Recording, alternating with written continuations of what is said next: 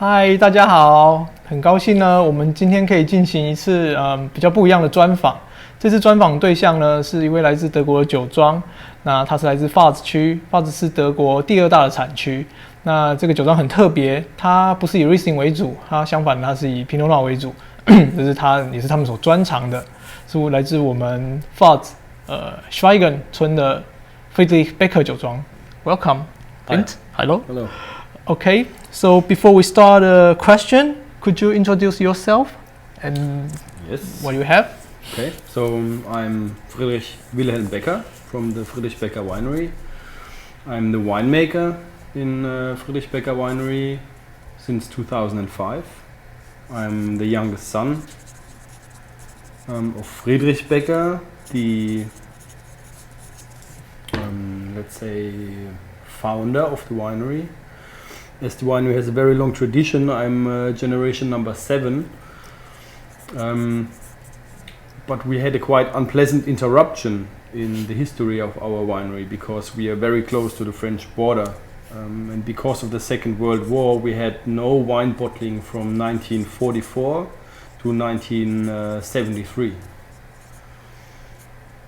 And the winery is located directly on the French border in the south of the Pfalz region, just on top of the Alsace region. And the winery is just 500 meters away from the border. So we're very close to the French side.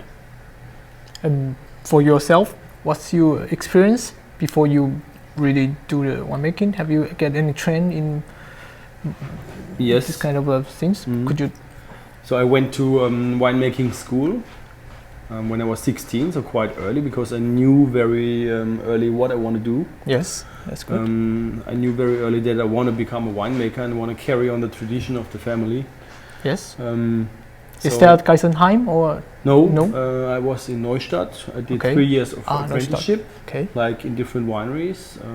Every year a different winery, and after that I was traveling a bit, working in different wineries around the world to learn the job, to learn winemaking. Like for example, which? For example, in Germany I was with Dr. Heger, with Moosbacher for the Riesling. Then I was in Bergdold for the Pinot Blanc. Okay. I worked at Birklin-Wolf, obviously Riesling again. I used to work in the Wachau as well. Which for one? 4 months in the Emmerich Knoll. Okay. Back in 2004, so a long time ago already. 10 years up. Then I was in New Zealand working in Marlborough for a big contract winery. Very good experience as well. I think so. I like Brazilian wine as well. Yeah. So I got to love Sauvignon Blanc back there. Okay, but you don't have it, right? No, we don't. We can't do anything, everything. You know, okay. We have to. We somewhere in Pfalz, yes, right? That is good, very good Pinot, very good Sauvignon Blancs around in Germany these days. Yes, I believe. Serious. Yes. And Sauvignon Blanc used to be a grape widely spread in Germany. Okay. Let's say in the 30s and 40s. Long time ago, and it's becoming more and more popular again. Okay, and where do you get your English? How come it's so fluent? And have you ever attended in United States or in Yes. I worked in California in 2000 with the Bon Climat winery in the Central Coast with Jim Glendennen. Very good experience as well. But my English maybe comes from the family side because my brother lives in the States. Okay. My brother studied in the States and is married there, and so we have family there. Good. It's always nice to speak English too. Absolutely, yeah. Rather than this is all difficult to have the interview with a French. That's it. French is difficult. Mandarin even more for me. So just as hard as Mandarin. Okay, then I will start my first question. I totally arranged as in 13 questions for you, and the first one is I always put this question to the vineyard. Why Pfalz? I mean, how if we really want to explain Pfalz to compare with other places in Germany, what's the unique? Especially you are in the south, Südlich Weinstraße. Südliche Weinstraße, yeah, right. This, okay, why Pfalz? Yeah, it's a very fortunate wine growing region. We are having a lot of different soil types in the Pfalz region. most importantly for us, as we are a winery focusing very much on Pinot Noir, is that we have a lot of limestone soil, and we have a very unique climate, and especially microclimate in our part of the Pfalz. Okay. We are very far south in the Pfalz, and we are protected by the Vosges Mountains. Okay. And then we have the Rhine Valley on the eastern side, meaning we have a very special microclimate. And it's a warm region. Many people expect Germany to be cold and a lot of snow, but it's not always like this. We have very warm summers, meaning between May and August or September we will have many weeks with above 30 degrees Celsius. Okay, even in the night? No. Not during night, no, it cools down. Okay. Otherwise, it would be like thing. Taiwan. Yes, yes, it's a good thing. It's a very important thing, especially in Pinot, because if you have a big difference from night to day temperature, yes, it's very important because it will preserve the acidity. When you have very warm nights, the acidity will go down. Yes, correct. Will give you like big wines, but we are still a cool climate winemaking region. So warm days, cool nights. And yeah, the most important thing about the Pfalz is the wide variety of soils. Yeah. So we can work with a lot of different varieties. Okay. Can I say that because of what I heard Pfalz, like in the Mittelhart, this area, there was sometimes it's too warm, so the good vineyard must in the slope of the Hart, and Schweigen has a. Can I say that it's more or less the same condition? That's why your wine is so unique and so better than the others in the flat. Is that the reason? I mean, the Pfalz is quite big, and there is always good vineyards and not so good vineyards, right? Okay, yeah, sure. Like everywhere in the world, in every region in the world. And the best vineyards, in speaking for our town, especially the town of Schweigen, are the south-facing slopes. South-facing, yeah. And these south-facing slopes, they have the forest on top of the hills. Yes. You can see in the back. You can see our St. Paul vineyard. You can see the forest protecting the vineyards, and it's very important because during night, especially in summer, you have cool air coming down from the forests, yes, cooling the vineyards down, preserving acidity. It's very important. So the microclimate is very important. Another thing is that we have enough rain, so we have enough water for the vines. That's very important. Yes. We do not have to irrigate, and this is for us very important for speaking. When you speak about terroir, meaning terroir is not just the soil, but terroir is the soil, the microclimate, and the winemaker. This is the three components that define terroir. Agree. And we think the less you do or the less you interfere with nature, the better it is. Okay. So one thing to interfere would be irrigation. Yes.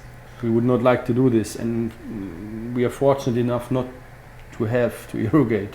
What I heard is after 2003 or some very hot, warm year, there's a discussion about whether they should do the irrigation in Pfalz. Right? Yes. This is something somewhere else doesn't have. Yeah, because Pfalz is too warm. You have a few regions that can irrigate, but you have to consider one thing: when you have old vines, with roots going deep, you don't have to anyway. No. Because when the roots go down 3, 4, 5, 6 or sometimes more meters, they are independent. Okay. They always will get some fluid and some water from somewhere. Okay. So good. Then the next question is Schweigen. Maybe you introduced already, but what's unique over Schweigen besides the all kinds of soil? Yeah.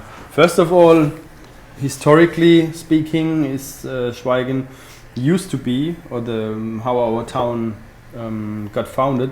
We have been the farm of the monastery in Wissembourg, in Weissenburg. So Weissenburg used to be a very powerful monastery. Yes. In the medieval times, and in the back somewhere you can see this castle. Yeah. right? The castle, St. Paul Castle, St. and Paul this Castle. one used to be a defensive outpost of the monastery. Okay. And around this castle, there have been planted Pinot vines more than 900 years ago already by the Benedictine monks. So this tells you about the history of Schweigen, of our town, for Pinot Noir. Very few people know that Germany has a history for Pinot Noir, right? Yeah. But You mean they put in already yeah, Pinots. 900 years Yes. ago? Okay. They deem it, This they is- know it, and then use it. Yes. Yeah, Well, it was the monks of the abbey of nearby Weissenburg. And our town used to be like the farming place Yep. of the abbey. Yep. So we have a very long tradition, and you know the monks, they always knew, the church always knew the good spots to plant vines, right? Because they really like to drink. That's their only job, right? Yeah. To find Well, out. and like when you see our vineyard site names, for example, they are all somehow linked to the church, Mhm. more Great. or less. So Schweigen has a long history for wine growing. Yeah. Okay. Okay, then it comes the next one. I know, please explain something about this Fundförder. Freude, Yeah. very important. Because I know, let's say we have a message in the bottle Mhm. in Rheinhessen, and I know this more or less Fundförder is Mhm. similar situation. Yeah, But similar but different. okay, please. 5 Friends is 5 wineries, Yeah. all from Pfalz. It's Sigrist, it's the family name Sigrist, I know. then Münzberg, we have Repolz, Yes. Beerheim, and Becker. Yeah. And the history of the 5 Friends is very interesting because they formed, let's say, 26 years ago, during a time when the wine from Pfalz was not really that popular, right? Mhm. So they thought, okay, we want to show to the world the potential of Pfalz wine because we have a long history, and before Second World War, the wines from our region were quite good, and the prices were right. But after Second World War, people had different problems in our border region than producing quality wine.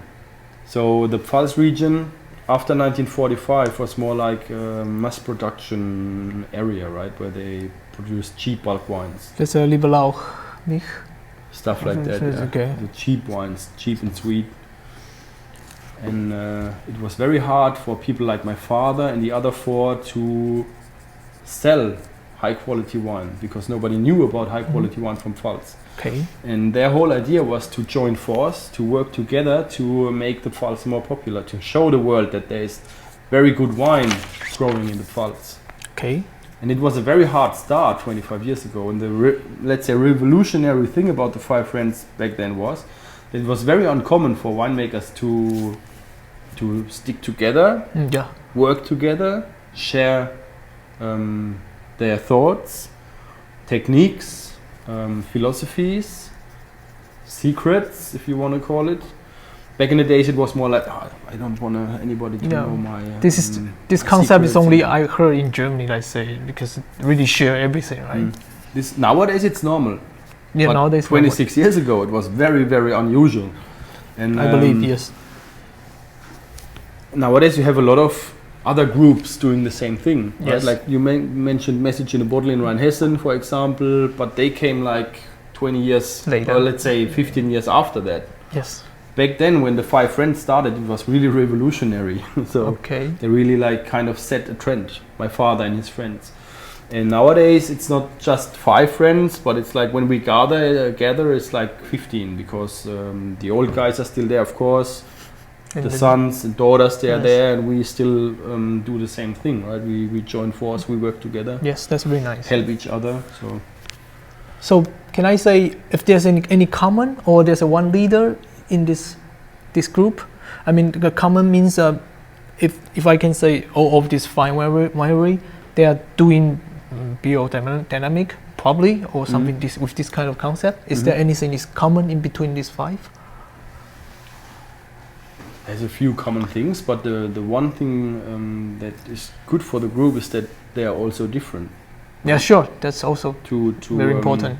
It's very different. Like Sigrid, they so- do Pinot Noir as well, right? yeah. And- Sigrid is a red wine producer. He was one of the first in the Pfalz, starting with barrique barrels, small oak barrels. Okay. Repholz and Wehrheim, they started earlier producing dry wine after the war, already like in the 50s, so they were more famous for dry wines. So everybody has his strength, Yes, sure. like, and his specialty, let's say. Okay, that's clear. So there's no so-called like today these 5 all gathering and we make some meeting and say, okay, now we are doing this in the next year or in the next 20 years. Is that? Yeah, there's, you know, we have when we meet, we discuss all kinds of things Okay. regarding wine and winemaking. Every year we travel to a wine region in the world. This could be just Burgundy, or like last year we've been in Chile and Argentina. That means For 5, 2 weeks. all of the members, All of the friends, yeah, okay, come visit together, together. plus the some of the kids, Yeah, sure, sons, because well, I'm not young anymore. no, you're you young. know, like the Repholz boys, they are now That's 20. Tobias, or he's rather young. Yeah, Repholz, his son is. They're just in the Hannes and Valentin. They're just 20, right? Yeah. So I saw him in the profile. they join. So we make tours together, Okay. having a look at wineries, talk to colleagues. The year before last year, we've been to Spain, to Rioja and Ribera del Duero, Oh, good. stuff like that. So every year to get a wider view, you know, That's very important. Yeah. get new ideas, Okay. talk to other winemakers in other regions, you know, Yep. other experienced people. It's very, very important rather than. Absolutely, that's key, because you always try to be better as a winemaker, right? You always want to make a better wine. You get new ideas, and you always have to move. Yeah. No? Let's just see the out. It's especially you are not just focused on Europe. Sometimes by time to time you visit South America as well. And Yeah, you need to look all over the place. Yeah. okay, that's very nice. Okay, let's move to next question. Could you tell us what's your wine selling in Asia? In which country you have, and how's the portion they got? Yeah, Asia for us, Japan is the biggest market by far. Please tell more about Yeah. what's their major focus for Japanese from your winery. Our importer carries a quite wide selection, so white to red. But I'd say it leans more towards red, because the winery, obviously, we produce more than 60% Pinot Noir. Yeah, sure, That's for sure. our main focus. But there's all kinds of wines in Japan. Okay. They almost carry the whole portfolio, I think. Okay.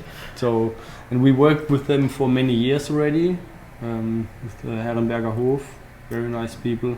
We have a good relationship, like, and a friendship as well. Then speaking for Asia, next bigger market would be Hong Kong. Yeah. Very interesting and educated wine market. Then Singapore, of course, as well, because of the big German community there. Ah, okay. This is one That's of the reason. reasons, I think, that German wine is more successful in Singapore. Thailand, a little bit Okay. difficult because of the tax. It's a little bit crazy. Okay. Taiwan. Taiwan. Hopefully we can have more. Yeah, we'll work on that, right? Yeah. Correct. And I think that's pretty much it in Asia. Okay, let's move back to Japan. How's their comment about your, let's say, high price label? Well, as Japan is a very educated market, it's more easy for us to offer the high priced wines, because people know, for example, good Burgundy wines. Yes. And many people realize the really good value for money of many German Pinot Noirs, not just speaking for ours. Okay, sure. So compared to the good Burgundy brands, to the really good wines, our wines are rather cheap. I have to say. Yes, definitely, yes. And like these advanced wine drinkers, they are really open to try something new and to appreciate quality. Okay. Because when it comes to winemaking style, for example, you can pretty much compare our winemaking, not the wines, I'm not talking, but the making to Burgundy. So we really try to transport the soil, Yes. the differences of the soil, to highlight the character of the vineyard. This is our most important work. Okay. What I ask is because what I think is for Chinese market, we're just 10 years or 5 years behind Japanese market a little bit. What they had now, later stage will be our trend. So it is rather important to see what they are doing and what they are focusing. For example, this Natur wine, this without SO2 wine, it also comes from Japan in Asia, and then somebody in Taiwan they choose as well. So now it's a little trend, even though it's a niche. But in Taiwan now, lots of people are talking about this. Yeah. Okay, then let's move to Pinot Noir. Actually, this is my I said this question, but probably it has an answer already. I want to know more history and why they choose Pinot Noir during that time. Most importantly, because of the soil type we have, the limestone soil. Yes. We have limestone soil, limestone rocks. For example, this chateau is built on a big limestone rock. Okay.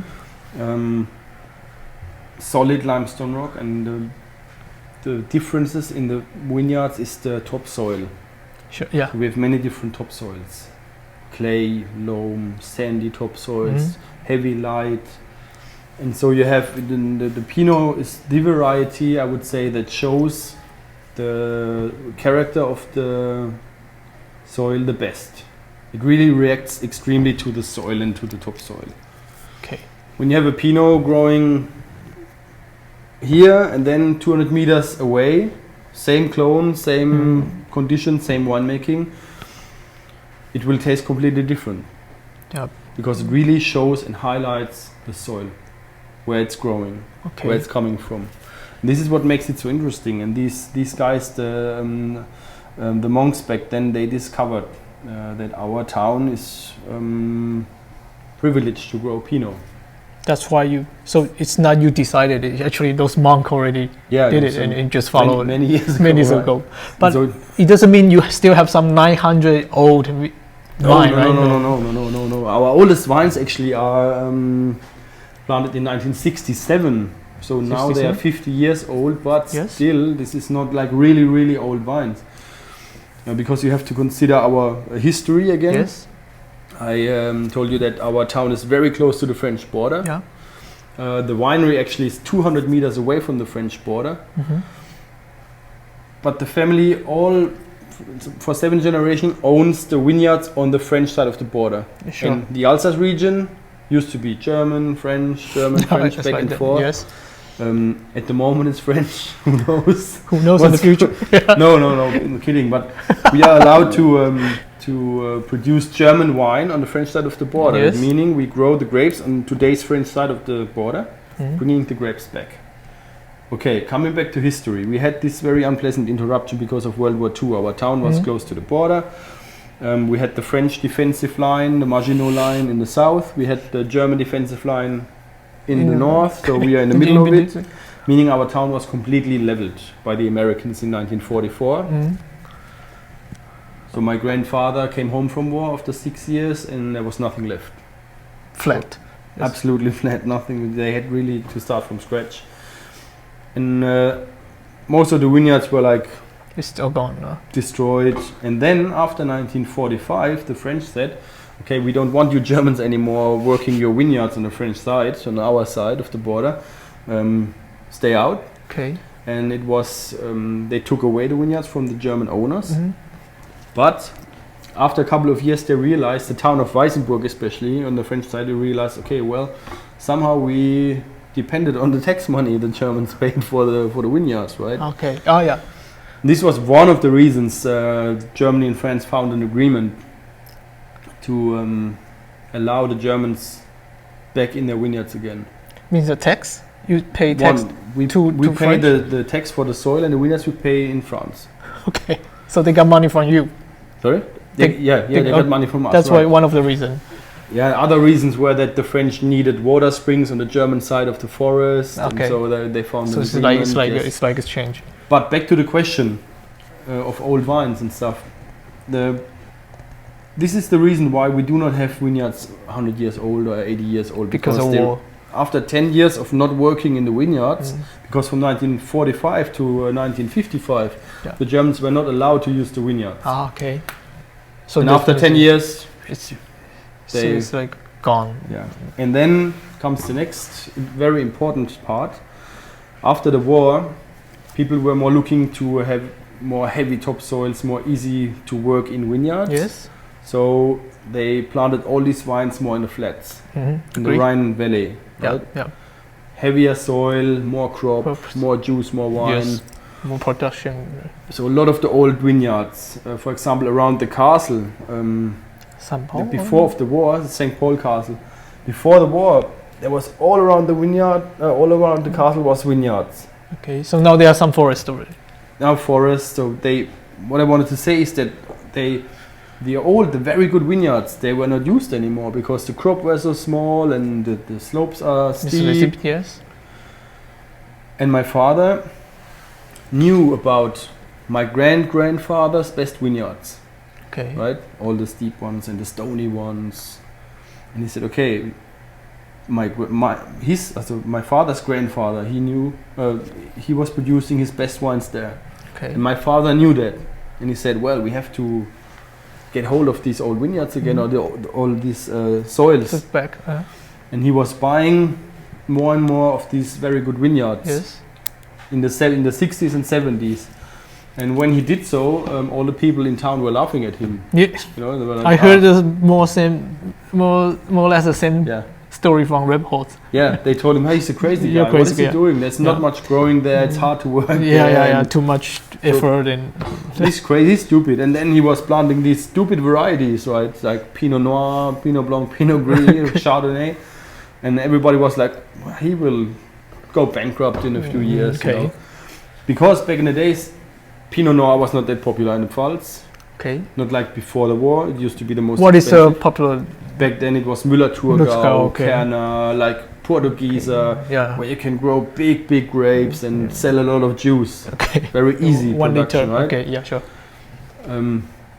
Well, okay, so he bought them and he planted these vines, and I'm very, very fortunate today that I'm able to work with these old vines. Right? Okay. So 50 years for Pinot Noir in Germany, especially in the Pfalz, is very old. Yeah, sure. Actually, in Germany, Yeah. this story is except for Mosel somewhere they Yeah. still have it uncraft, Yes, but yeah. for the rest, it's like It's gone. hard to find. Yeah. And then you talk about clone. Mhm. Could you explain more about your clone in your yard? Clone is a very important topic. We have all kinds of clones, I have to say. We have a lot of French clones, we have German clones, Swiss clones.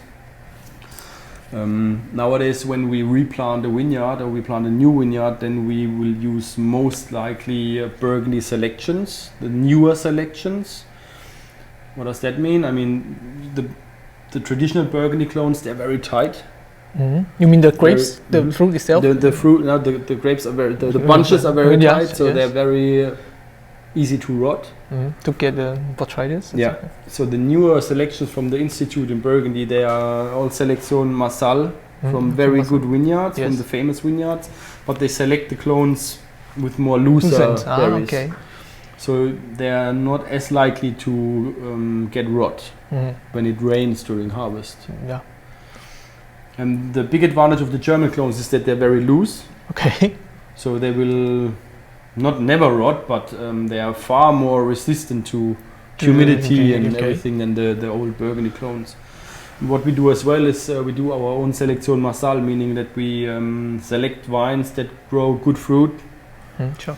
We will mark them over years with a little white stripe. Yeah. And then when we have people reproduce these special wines that have shown that they produce good quality fruit. Yes. So it's a very important topic, and our conclusion after these few years of experience with Pinot we have speaking like the last 40 years, Mhm. and it's very little experience. It's what I mean that. You compare with You're the always learning, yeah, Yes. compared to like the Burgundy guys. Yes.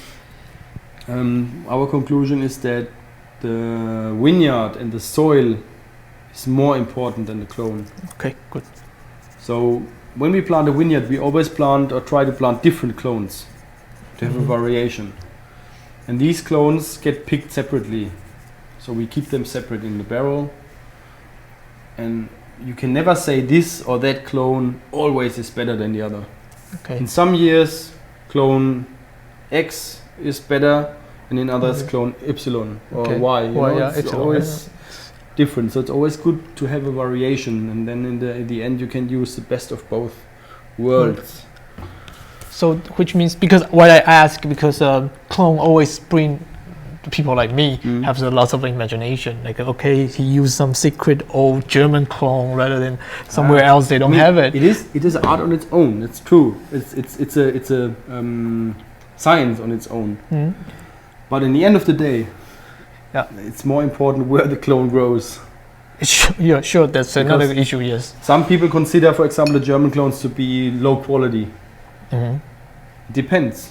Of course, if you grow huge crops with them, then of Then course the we- quality is bad, Sure, right? sure. But if you have the vineyard in balance, if you have a low crop by nature, then every clone can produce a very good wine. So which means you don't really treat them specially. It just depends on, which means you don't really say, okay, here is a German clone, here's a French clone, and then now I do some blending. You just harvest and just Yeah, but you harvest on separate dates. For example, Sure. the Burgundy clones more they ripen more early, so Okay, you okay. harvest them a week, sometimes 2 weeks earlier Earlier? than the German clones. Yes. It all depends.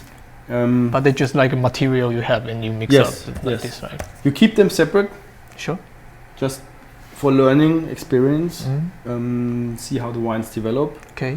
But in the end, like from, for example, St. Paul, we always have at least two selections, Mm. and they're kept separately Okay. until the point of blending. Then mix. Then we mix them together. Okay, that's great. Because I don't know, sometimes there's what I hear is from Loire Mm-hmm. or somewhere. Yeah. They do this on purpose, just from the same vineyard, Mhm. from the same soil, just Mhm. put two different kind Yeah. of clone, and then Yeah. both are product in the market. They want to express these kind of things.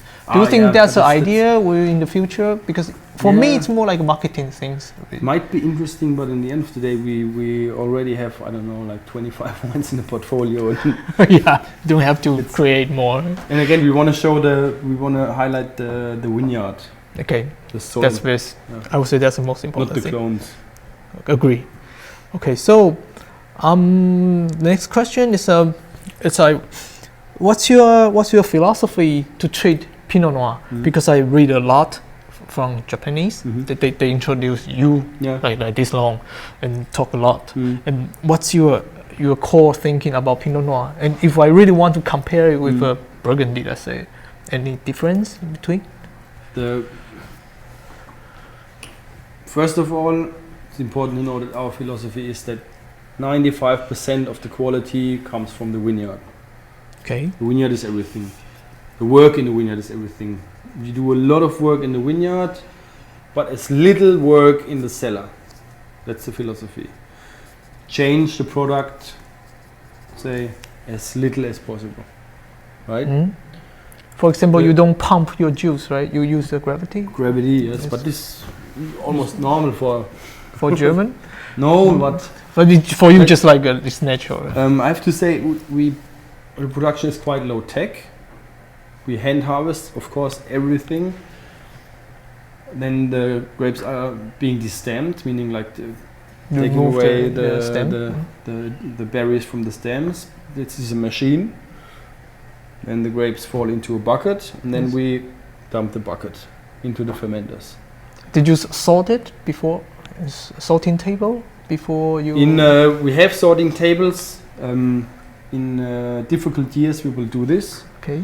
but we have a very experienced team Okay, of yeah, pickers. that's what I heard. Yeah. And the selection in the vineyard is Are they German or French? Both German and Alsatian. So it's not an issue for you at this point. No. Okay. So we have Spanish workers as well. Okay. We have 2 or 3 Polish people. One Taiwanese last year. Chinese, yes. We had Chinese. We had, I mean, actually, we had people from all over the world. Every year you have like 2 or 3 different people from somewhere Okay. joining the team, especially during harvest time. Yeah. Sorry for interrupt, but please. Okay, so destemming, and then the grapes go to the fermenter, and then we punch down by hand. We do not pump over. Okay. Punch down by hand. Open oak fermenters. After fermentation, we rack the juice and the remains, the skins, are shoveled out by hand. No pump, very important. Still. Pressed. Then, basically, then the wine goes to the barrels, and that's it. Again, for the juice, press, because as I know, some of them was they will. You don't have to press it. They can draw. Most of the juice will come out, like around 80%. You can just use suck it. out. Yeah, and for those cake, some wineries they Yes. just press it, and they say they deem it as a lower quality, and some of them do another. This is different. This is some from Burgundy. I learned it. There's different. Yeah, there's different Thinking. thinking, because the pressing we keep separate, Okay. but it will go back to the wine. We treat it separately in terms of maybe the oak. Maybe you decide, okay, the pressing has more tannins, Yes, more correct. structure. You give other kind of oak to this wine Okay. to optimize. But in many years, the pressing is one of the best material you get. Okay. So you can never say the pressing is. I say, speaking for ourselves, right, for our winery, because every winemaker has its own Sure. truth, Yes. right? So we really think that the pressing is important. So it means you those juice from pressing you mix it back, or you treat it individually. It's kept separate in barrels, separate barrels. But Okay. then in the end, in the blending process, you taste and then you decide, okay, this barrel goes into the cuvée, and this one's not good enough. It goes away. Okay. Whatever. Okay. It's good. So yeah, and if I really want to ask you to compare what's the difference of your wine with Burgundy, the way you made it or the style. Terroir. It's terroir. Okay. The making is pretty much the same. Like I think the role model for Pinot Noir of the modern times, let's say, is to me Henri Jaillet. And when you have a look at his winemaking thinkings, very simple. Just what I said. Yes. Don't touch too much. Don't do too much. Don't interfere with nature too much. And the work has to be done in the vineyard. Okay. If you have great fruit, great grapes coming to the winery, and if you know just a little bit winemaking, then you can make a great wine, right? Great. But if you get crappy fruit or average fruit, you can never make a great wine with this. Agree. Yes. So it's as easy as that. Then it comes my next question, because as I know, for the German traditional is you harvest in different lot in different time, which is totally different than France or somewhere in around the world. Would there be any effect for you when you are showing your product?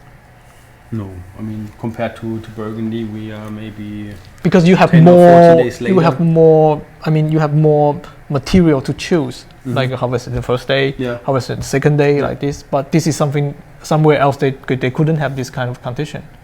Would that be your strength, or you think it's just as a one of the material? Yeah, it's maybe sometimes an advantage, but look, when you have a year, when you have Pinot is a very subtle thing, right? In some years you really have to be quick, because now is the time when the fruit is ripe. Yes, and you have to be able to really harvest a lot in a short period of time. Yes. But in most of the years, like when it's a regular harvest would be that it cools down in the beginning or end of September. Yes. Nights getting cooler, days getting cooler, and in an ideal year you have no rain, and you can take all the time in the world. Okay. Take it easy and just decide what to pick next. Okay. Always depends But when you want to compare to Burgundy, we have the same problems. Yeah. Meaning you have to be able to harvest a lot in a short period of time and be able to process it properly, right? Okay. Yeah. So you need a lot of space and Okay. To do. but Okay. And yeah, the next one is your feature only happen in your winery. I mean, as a German and then grapes in Alsace, would there be any advantage or disadvantage for you? well, on the law side, we have Yeah. some disadvantages. Sure. Because, the German government does not want us to put French vineyard side names on the German products. By time to time, right? Can I say that? Yeah, it's sometimes they complain, sometimes they don't say anything. But now we just last week we got a court ruling that we have to pay a fee, A fee? money again, because we offended the official law, right? Okay, Because that's we fine. put Huh? a fine, yeah, Right, yeah. expensive. But the French say, okay, no problem, use the names, we don't care. But the German government says, yeah, you cannot put the German, we cannot label a German product with a French name. But we say, okay, we are allowed to produce German wine on the French side in the first place, so Yeah. why shouldn't we be allowed to really tell people where exactly the wine comes from? So what the government care is not you are producing French wine, you are No, selling French it's wine. safe. No. This is okay. But it's about name, yeah, about name itself. yeah, So that's really weird. absolutely. It's absolutely crazy. You cannot Maybe you can explain say this it's logically. if they are complaining about you are selling French wine. For me, it's more logical because actually it is. Yeah. And But if there's a you- contract between Germany and France. Yeah, and so regulates it's it. safe. Yeah. So. But regarding the naming of the vineyard, they are very. Strict. But it's no logic to it. No, Not at all. for me, You know, It's why very- shouldn't we be allowed to put the crazy thing is we would be allowed to use a fantasy name, so I can just make up a vineyard name, put it on a label, no problem. Yeah. But it's in the books, it's in the maps. yes, Atlas. You are not allowed to use these names. It's just Yeah. crazy. And do you think there's any advantage or good things by this awkward, let's say? Of course, our advantage is that we are allowed to use the vineyards and make German wine. Otherwise, we would have to set up a winery in the French side. Okay, Would not make sense to us. no. I mean, okay, for me, just for me, I think it's a little bit. You can have some topic in the market. Yeah, okay, Yes. this is something people remember. Yes, that's true. I mean, people remember, there's a German wine produced on the French side. Pinot Yeah, Noir. if today the drinking topic is Alsace wine, and I can bring your wine, no problem. Then Yeah, right. Yeah, but we don't look at it from the marketing side so much. Just for us, it's normal. It's our history. no, yeah, correct. You know? Yes. Okay. So, okay, now we comes to a wine. Could you explain these three? What's the difference? Especially personally, I have a problem with the Heidenreich because for me it's like a single vineyard, same as a St. Paul and Kammerberg. But however, his price is much much higher than the two. So Yes. please, Explain the price. yeah, no, explain why it is another things. Okay, Okay, let's start with the Heidenreich. Because Okay. This is the single you vineyard can wine. I think you can bring to your side. Heidenreich. Here we are. Okay, You're okay. right. You're right. So the Heidenreich is a single vineyard. Heidenreich, what's the translation? Pagans area or Reich. Somehow related to the church. We cannot exactly tell where the name comes from. No problem. But Heidenreich is just next to the St. Paul castle, Yes. on top of the St. Paul vineyard. It's a very, very special. How big it is? Sorry. 0.8 hectare. Okay. And the production of Heidenreich will be somewhere in between 12 and 1600 bottles a year. So you can see it's a very, very low yield Yes. for a 0.8 How's the yield? hectare. How's the yield? Yeah, these, let's say maximum 1600 bottles from 0.8 hectare. Okay, I it's- can convert it. And this tells you something about the vineyard. It's very, very little fruit, And the wine has to struggle because the Heidenreich is you have the St. Paul steep south-facing slopes, and then on top of St. Paul you have a little hill. Okay. And on this little hilltop is Heidenreich. Okay. It's just So you around the hilltop. Yeah, and there you have the St. Paul is limestone rocks, and in Heidenreich, in this little hilltop, it's even more stones and less topsoil. There's Okay, very very little difficult. topsoil on top of the limestones. And yeah, this is where it comes to Pinot Noir again. If you try St. Paul compared to the Heidenreich, even that the vineyards are very close, Yes. like 50 meters away from each Yes. other, you have and the winemaking is all the same. The use of oak is all the same, but the wines are completely different. Okay. Absolutely different. Okay. This is the beauty of Pinot Noir. Yeah, sure. That's And, a secret. Sometimes the beast as well, because sometimes you have a vineyard where you would think, okay, next to it there's a Grand Cru vineyard, so this should be Grand Cru quality one day, but it will never be. Sometimes because it's just there's little things that are just not right. Okay. This is what separates Grand Cru from Premier Cru. You know, like in Burgundy, you have top Grand Crus, and next to it you have very average Grand Crus. Yes. Same story. Okay, Heidenreich, single vineyard. Then we have the reserve. Yep. Before you, sorry, I got to interrupt again. Sure. So Heidenreich, is that your record in Gomio from 2000? Let's say 2001 to 2007. That's a trophy, but and then after 2003, 3, 4, 5, 6, 7, 5 years, it's all from Heidenreich. Yes. During that time, they called the But Tafel. it was called, we call it Pinot Noir table wine. But then we, to adapt, we want to more and more adapt the VDP system. That makes perfect sense to us. It's like the Grand Cru, Premier Cru, Village, Yes. estate wine. Yeah. And to fit in more to that system, we now use the vineyard side name. Okay. And the VDP approved the vineyard. So they said, okay, you can call this a Grand Cru. But how come in before you don't use a Heidenreich name? I mean the name. Because it was kind of a brand name, was our Pinot Noir table wine. People Okay. knew that the Pinot Noir table wine of Becker is top wine. Yes. And this is maybe a story to tell. Why table wine? Because table wine used to be the lowest quality of them all, right? Yes. My father started in the early 80s to produce oak aged wine, right? The traditional Burgundy method. Small 225 liter barrels. But in Germany, to sell quality wine, you have to get the government approval.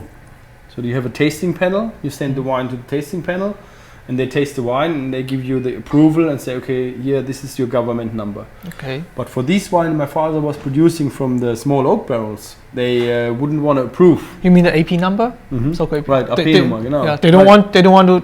They don't want to give the government number to the Okay. wines because they said, there's something's wrong with these wines. They It taste tastes weird because they didn't know about small oak barrel wines. You know? This kind of concept. So my father had to declassify them as table wine, which is the lowest, used to be the lowest quality of Yes. wine. So in Table that case, wine they does don't not need the AP number. Right. So over the years, it became like a brand. Yeah. Our for table sure. wine, Pinot Noir It's table the best wine. wine from. Yeah. Okay. That's But in 2009, I think the European Union banned the Tafel Tafel wine. wine name. They give another name, right? They use the It's what's it just called? Landwein or Landwein or something. Yeah. But anyway, it's So the brand was dead anyway. okay. Was not allowed to use Tafel wine anymore. That's why another awkward. And so we used the vineyard side name. Okay, that's clear. So very low yield Mm. and very hard to work. That's why it brings so much. Yeah, of course you so put. expensive. It's always you put even more effort in the Grand Cru vineyards than in the more basic vineyards. You have to do more work, way more work. But And even San Paul is Grand Cru as well, right? Yes, yes. What I'm But trying to say is that You have just look at the figures, like how many bottles produced. yes, It's sure, just- sure. And then next wine, Yes, please. the reserve. My father makes reserve since the 1993 vintage, I think. I'm pretty sure. Okay. The Reserve always was meant to be like the most elegant of the Pinots, with a very good aging potential, but as well a lot of elegance, finesse, filigree wine. But It's just one barrel, one vintage, and it could be from any of the Grand Cru vineyard sites. Just one barrel selection. But did you treat it differently when you harvest, or you just harvested? Like I told you, we have a lot of different selections in one in Yes. each vineyard. Yeah. Clones, and then you have pressings, you have free run, Yes. different oak barrels, right? And Yeah. then you have. This gives you, just one example, when you put one same wine in 10 different barrels, small barrels, Yeah. you will have 10 different wines in the end after 12 or 18 months. Right? Agree. Yes. It's just nature, different interaction, Yes, different, yeah. so many Different variables. Yes. And sometimes you have, out of these 10 barrels, you have 1, 2, 3 that are outstanding, or you have one selection that is outstanding. That is more filigree, it's more powerful, or this one is more tough, and then you have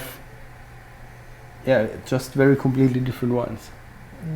Normally, how many barrels you could choose from if I want to make decision from? Many Reserve.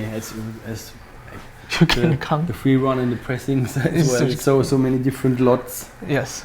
different clones that we keep separate. It's like a So- huge. So it's like you have to blend all of them basically. But once you find one of them is particular good Yeah. in this year, and that's Yeah. why the reserve. You have some, let's say, you taste the wines very often, Yes.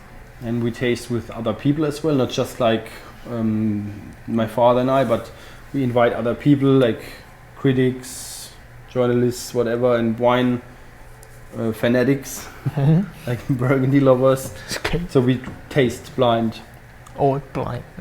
and then You vote. When Yeah, they you- vote. Then you the make your ranking? notes, Okay. like we make our notes. Okay. And then you see, when you have had like, let's say, 4 or 5 tastings, already you see a tendency what your preferences are, Yeah. what barrels are particularly good, Okay. especially good, and then in the end you decide, okay, this barrel, for example, this clone, this barrel was showing so good all the time. This is what we want for reserve. Okay. So that's so basically reserve wine is not the same in each and every year, right? No, For each year they have this different is, features. This is really a decision we make on style of the wine. Okay. So it depends on the Depends the on many vintage. variables. Every year can be different. Okay, that's good. So 1 barrel, 1 year. That's all. That's it. So, which means 300 300 bottles. Not even, because we are bottling a few magnums as well, so it's less than 300 bottles. Okay. Okay. And for the last one, or March? Homage is the, I have to tell the story. It's homage to my mother, Yes. and it's always. This is a wine where we want to show the best possible aging potential. Okay.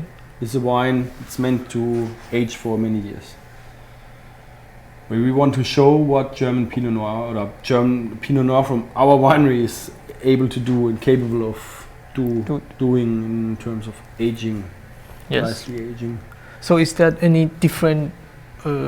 Also, is the selection from the barrel, or you have a different It's again treatment? depending on style Okay. of the wine.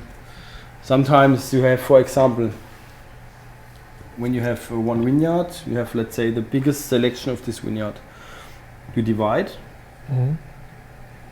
One part you ferment without stems, the other part you add stems, for Okay. example. Yeah. One example. That you can play around a lot as a winemaker, right? You have a lot of ideas and try out. Yes. And sometimes the part with stems is way better or way different than the one without. Stand. Yeah. Sometimes the other way around, Okay. depending on the year. And then you select, and the homage is really about potential, aging potential, Okay. as well as finesse. We never want to make big wines like masculine wines. That's people when they are chasing this kind of price, they are worried.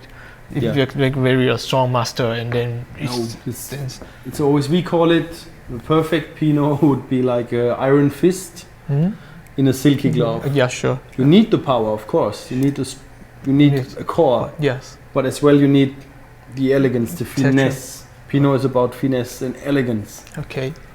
If I want a big wine, I drink, I don't know, Tempranillo from Spain, or Cabernet from California maybe, or a big Bordeaux blend, whatever. Yes. Pinot is the opposite of that. Sure. So that means it's also selection, but two barrels a Yes, year. maximum, sometimes just one. Did you mix it? The 2 barrels, yes, of course, we blend.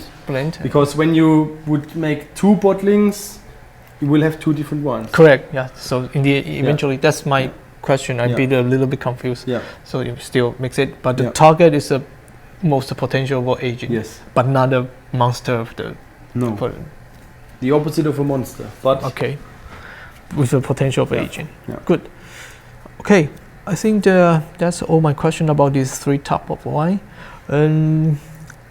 Then I'm asking a little bit shop, but this is something to do with the market. What I read from the book, they say after 2007, you do some adjustment for your winemaking or somewhere. And what's that about? 2007 was the first year I was not doing any fining at all, meaning no egg white fining. No egg white fining, which means no fining or no egg white fining? No fining at all. No fining at all. I mean, this was the only thing we did Okay. before. Egg white fining is to round the wine a little bit before bottling. Yes. So you add fresh egg white and steer it, and then the egg white will take away a little bit of the sharp corners and edges, Okay. right? And I've been visiting. That means Burgundy all profile, each and every product. You don't do that, or for certain. No, I quit this completely.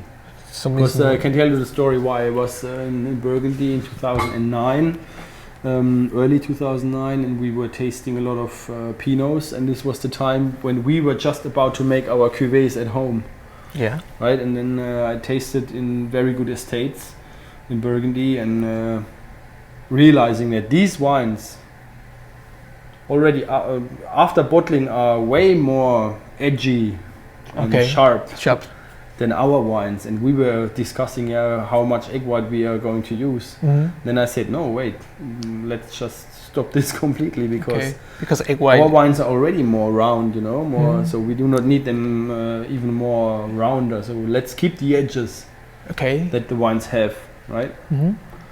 To make them more structure. It's about the aging potential as well. I think everything you need. Everything you take away will cut the aging potential a little bit. Okay. So you want to try to keep, but you still do the filtration, right? No. No. None of the reds are filtered. So each and every bottles from your winery now, no fining, no. The filtering I stopped already when I took over in 2005.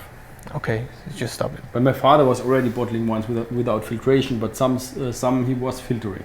Speaking for the Pinots, right? Nowadays, no filtration. So sometimes you will find maybe a little bit of depot after. Yeah, that's my question. Or the wines are not perfectly clear, but it's not important to us. Okay. Because any step, filtering step, not just takes out like cloudiness or something, but always flavor as well. Okay, yeah, that's something. So. Okay. Good. And yeah, this is my question. Why does in after 2009, we basically don't see your name on Gomio anymore? I mean, for their ranking. This you have to ask the tasters, right? I'm not I try to challenge, but there must some reason from you. This one's. Yeah, maybe one of the reasons is that we made the wines more edgy. We're doing this from year to year a little bit more. We taste more and more in Burgundy with winemakers there. Go to the cellars, discuss, talk. Yes. And I think I told you that our experience is not as profound as the ones in Burgundy, because they passed it on from generation to generation, Yes. and we had this unpleasant interruption. Yeah, sure. So my father had to start from scratch, like building the knowledge about the Correct. vineyards and everything. Pick up everything from the So start. I would say we are at, let's say, 10-15% of our potential, right? So we Mhm. still have to go a long way. Yeah. We still have a lot possibilities, Hmm. and I want to go more and more towards the Burgundy methods, I would say. Add a little bit more stamps sometimes, be more brave to have more edgy wines, Okay. because we believe that this will help the wines in the future a lot. Okay. Right? Yeah, well, Rather than just drinking now and judge it Yes, right now. yes. So can I say your wine need more time, basically, for the customer, even though yeah, I mean it profits from time, and our goal is to make wines that are very good to drink now, Mhm. right? Sure. Just decant them, give them a little bit more time. Okay. But after Work aging, with the wine, I'd say. But after aging, if the wine is so very round when you put it in the bottle already, how will it look like, or so accessible after the first 2 years Mhm, already? How mhm. will this wine look like in 20 years? Okay. Okay. Right? So And- that's probably the reason Yeah, it's not their type anymore, Yeah. and then just decide to have something. Yeah. Okay. But it's for us very important. We do not care too much about the critics. Actually, you don't have to. Yeah, For my opinion, you don't have to already. It's the wrong way. It's because you cannot make wines just for some critic. You know? No. It's we want to develop our style. We want to transport our expression of the soils. Agree. And some people might like it, others don't. Mhm. That's So- normal. That's it. That's it. And we are not a producer. We are not producing for the mass market, right? We are not like we are a small producer. Yes. And so we want to do our thing. Great. That's It's just about that. that's clear. Just actually, you prove already, right? You prove you can have very good point from them, and then now you want to work. Yeah, By but yourself but in still it. back in the days, we were not making the wine because Gomio likes it that way. They just and people that taste at Gomio they Yeah, sure. change as Yeah. well. Yeah, So yeah. the preferences change. Okay. You know, but this is let's just not make the wine for critics, No, but of course for the people, for our customers and the people that like our wines the way we do it. Okay. Many people like the development, and they follow us and they support us. Sure. So how's the, let's say, if I got these 3 bottles, and how many years should I wait to have the best? I would say, speaking for my personal preference, Yes. first of all, a very good wine has to be good to drink in its youth and when it's 25 years old. Sure. Right? Yes. But I would recommend to drink our wines not before, let's say, 7 to 8 years after the vintage. Okay. For example, 07 now is very nice to drink. Mhm. It's now 9 years old. Yeah. Um, So I don't need to But- wait another 10 years you if I could, want. you would, Yeah. you would like the result, I guess. Okay. But of course, this is very enjoyable to drink now. And Pinot is always, it's always an adventure. Take the bottle, take a nice glass.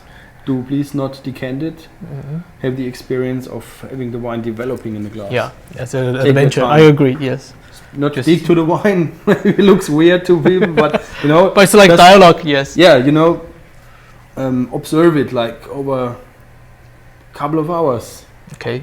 and have to see the development. Yeah. This is the great thing about Pinot Noir. You will really have fun with the development of the wine. in the Okay. glass. I always try to figure out what the winemaker trying to say through the wine when I have it, Yeah. and it's really like a dialogue. As you talk to the wine, and Yeah, then once you got it, it's really impressive.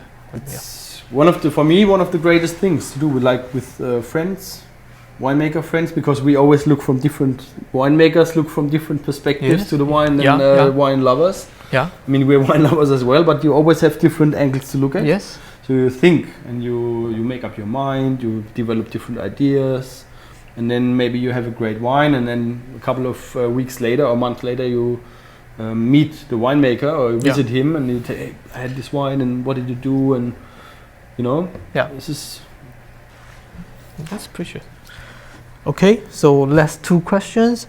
The first one, as let's say the latest generation of F.Becker, what do you think about this winery's future, and what are you looking for?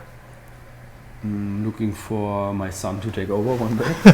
Except but that, it's of course. in the far future. He's just 3 years old now. You have to wait.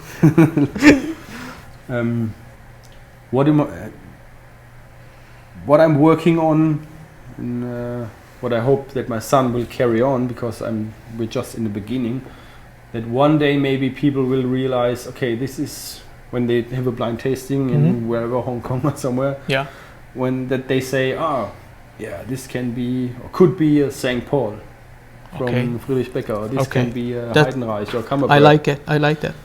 Like we sit together now and discuss, is this now whatever La Tâche or RC or La Grand Rue or La Romanée? What is it? Agree. You know, to create a style of winemaking to recognize. Okay. Like Frédéric Meunier, like I like his philosophy as well, like treating all the vineyards the same in one vintage. Okay. Was just talking to him in Singapore a couple of days ago.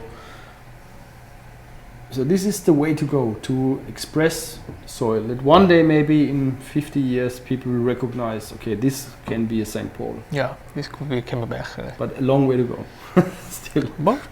But this would be my dream. Okay, we'll see. We'll see. Really. We'll see.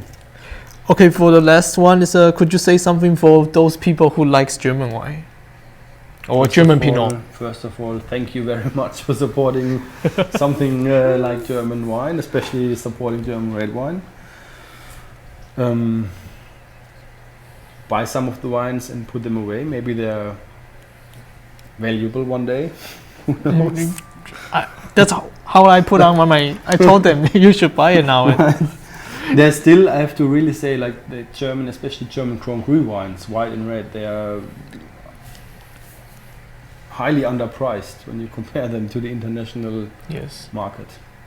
I really mean this. Like when you see the German Riesling Grand Crus, they're really, really good value for money. There's a lot of good German Pinot Noir out there that is very good value for money. Yes. So, yeah. Okay, that's all. Thanks for supporting us. Thank you for visiting us. So pleasure. That's our interview. Finished all in the 13 question. I think it's more enough. Okay, thank you. Good. Thank you.